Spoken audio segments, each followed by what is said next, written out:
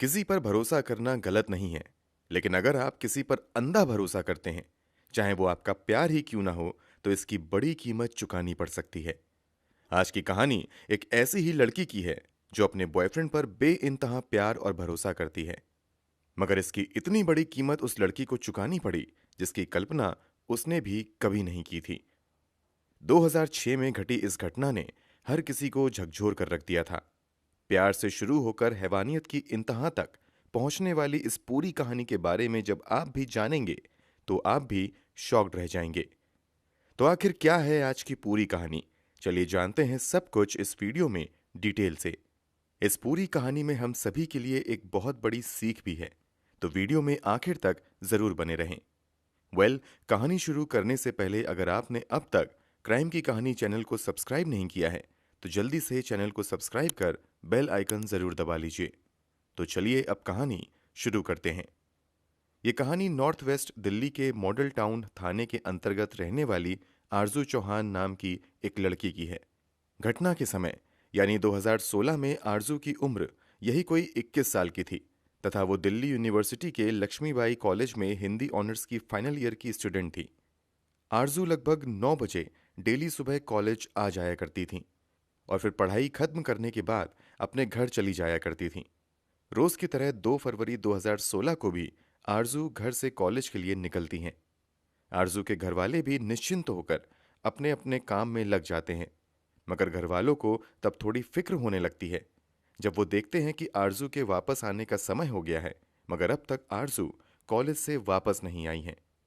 शाम ज्यादा होने पर आरजू के माता पिता आरजू के कुछ जानने वाले दोस्तों से फोन करके आरजू के बारे में जानकारी लेने की कोशिश करते हैं, मगर वो लोग भी कहते हैं कि उनको आरजू के बारे में कुछ नहीं पता है।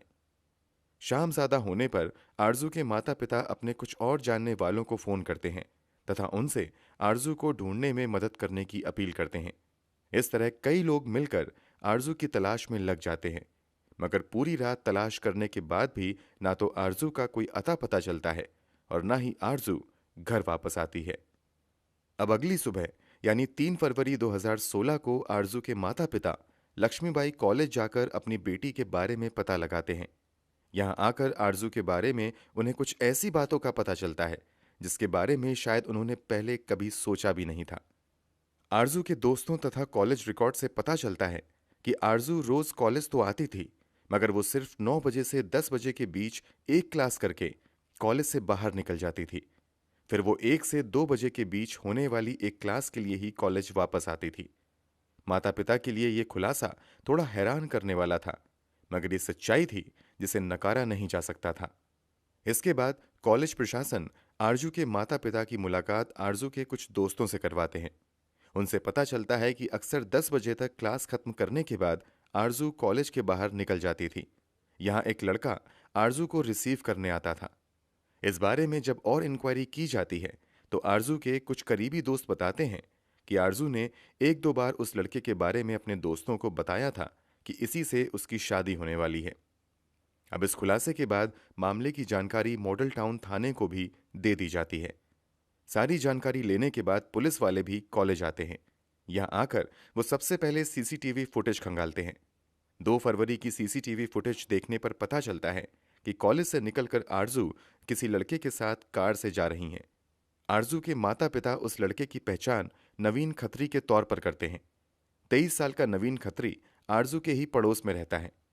अब पुलिस इन्वेस्टिगेशन आगे बढ़ाती है तो खुलासा होता है कि दरअसल आरजू और नवीन आसपास में ही रहते थे।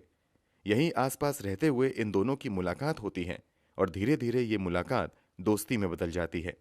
आगे चलकर यही दोस्ती प्यार में बदल जाती है।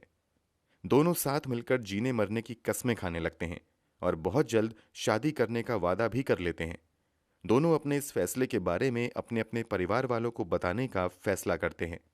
दोनों को लग रहा था कि परिवार वाले आसानी से इस रिश्ते के लिए मान जाएंगे, मगर होता बिल्कुल उम्मीद से उलट है। आरजू के परिवार वाले तो थोड़ी सी नाराजगी के बाद इस रिश्ते के लिए मान जाते हैं, मगर नवीन के परिवार वाले इस प्रस्ताव को तुरंत नकार देते हैं। पुलिस की जांच में आगे खुलासा होता है कि दरअसल नवीन जाट समुदाय से था, जबकि आरजू राजपूत थी। नवीन के परिवार वाले अपने बेटे के लिए एक जाट लड़की ही चाहते थे, इसलिए वो इस रिश्ते को नकार देते हैं। नवीन के परिवार वाले ना सिर्फ इस रिश्ते के लिए मना करते हैं, बल्कि वो नवीन को सख्त हिदायत देते हैं कि वो आज के बाद आरजू से मुलाकात भी नहीं करेगा। नवीन परिवार वालों की बात मान लेता है और आरजू से बातचीत तथा मिलना जुलना बंद कर देता है। मगर ऐसा लंबे समय तक नहीं चल पाता है तथा परिवार वालों की नजरों से छिपकर दोनों मिलना जुलना जारी रखते हैं। इधर इन दोनों के बीच मुलाकातों का दौर चलता रहता है। उधर नवीन के परिवार वाले अपने बेटे के लिए एक दूसरी लड़की की तलाश में लग जाते हैं। कुछ समय की मेहनत के बाद अपनी पसंद की एक लड़की से नवीन का रिश्ता तय कर देते हैं। सब कुछ फाइनल होने के बाद तय किया जाता है कि 4 फरवरी 2016 को नवीन की शादी कर दी जाएगी। जांच में सामने आता है कि भले ही नवीन की शादी कहीं और फिक्स हो गई थी, मगर वो फोन के जरिए लगातार आरजू के संपर्क में बना हुआ था। इसके अलावा दोनों एक दूसरे से मिला भी करते थे। इसलिए पुलिस वाले नवीन को ही सस्पेक्ट मानते हुए उसकी तलाश में लग जाते हैं। पुलिस की एक टीम जल्द ही मोबाइल फोन के जरिए नवीन को ट्रेस करने की कोशिश करती है, मगर नवीन का मोबाइल स्विच ऑफ आता है। उसकी आखिरी लोकेशन उसके घर पर ही दिखती है। जब पुलिस वाले घर पर जाते हैं तो पता चलता है कि नवीन की तो 4 फरवरी 2016 को ही शादी हुई है और अब वो अपनी नई नवेली दुल्हन को लेकर हनीमून मनाने के लिए देश के बाहर जा रहा है। पुलिस वाले तुरंत पता लगाते हुए एयरपोर्ट पहुंच जाते हैं और एयरपोर्ट पर ही नवीन को नई दुल्हन के साथ अपनी हिरासत में ले लेते हैं। यहां से नवीन को थाने लाया जाता है और आरजू के संबंध में उससे पूछताछ शुरू होती है।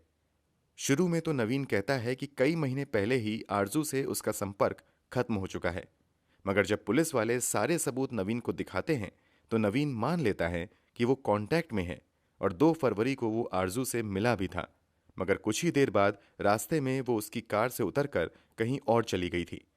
पुलिस को नवीन की ये बात हजम नहीं होती है और वो अब सख्ती के साथ उससे पूछताछ शुरू करते हैं। पुलिस वालों की सख्ती के आगे नवीन की सारी चालाकी फेल होने लगती है और वो एक के बाद एक नए खुलासे करने लगता है, जिसे सुनकर हर किसी के पैरों तले जमीन खिसक जाती है। नवीन बताता है कि वो भी अपने परिवार वालों की मर्जी से उनकी पसंद की लड़की से ही शादी करना चाहता था, मगर आरजू को ये बात अच्छी नहीं लगती है और वो लगातार नवीन पर शादी करने के लिए दबाव बनाती रहती है।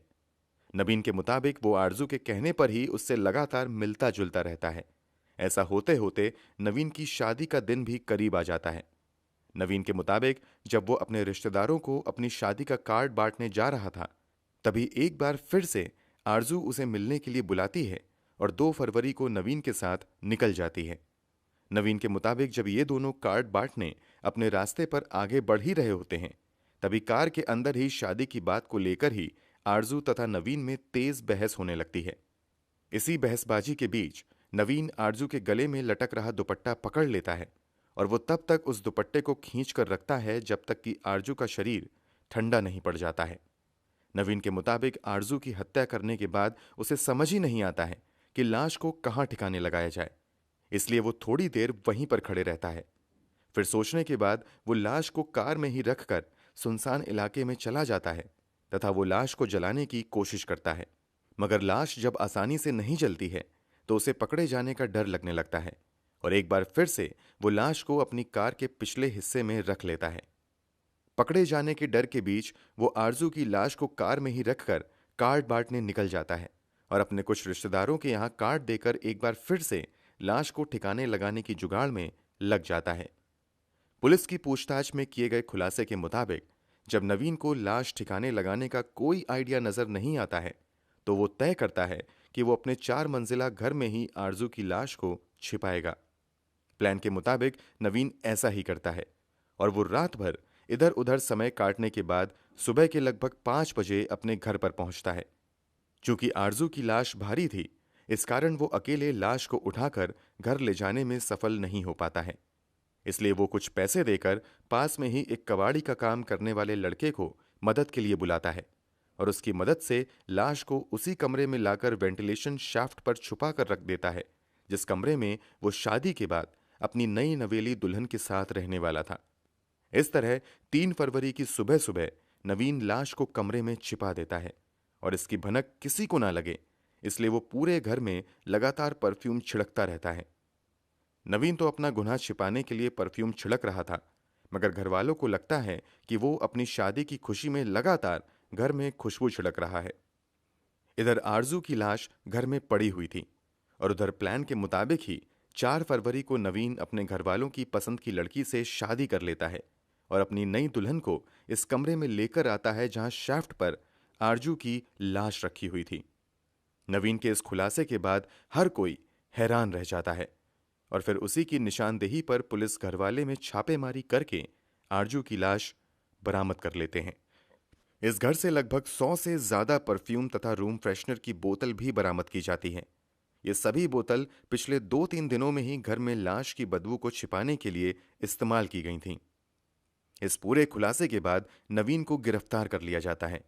इसके अलावा पुलिस परिवार के अन्य लोगों को भी शक के आधार पर हिरासत में ले लेती है। इस पूरे मामले के खुलासे होने से पहले ही नवीन का पिता राजकुमार पुलिस की पकड़ से लापता हो जाता है।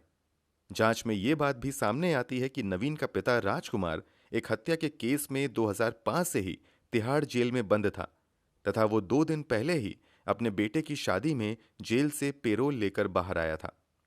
पिता के अलावा इस पूरे मामले में नवीन के भाई जीजा समेत कई लोगों को आरोपी बनाते हुए हिरासत में लिया जाता है तथा मामले की बेहतर जांच के लिए इस केस को क्राइम ब्रांच को भी ट्रांसफर कर दिया जाता है।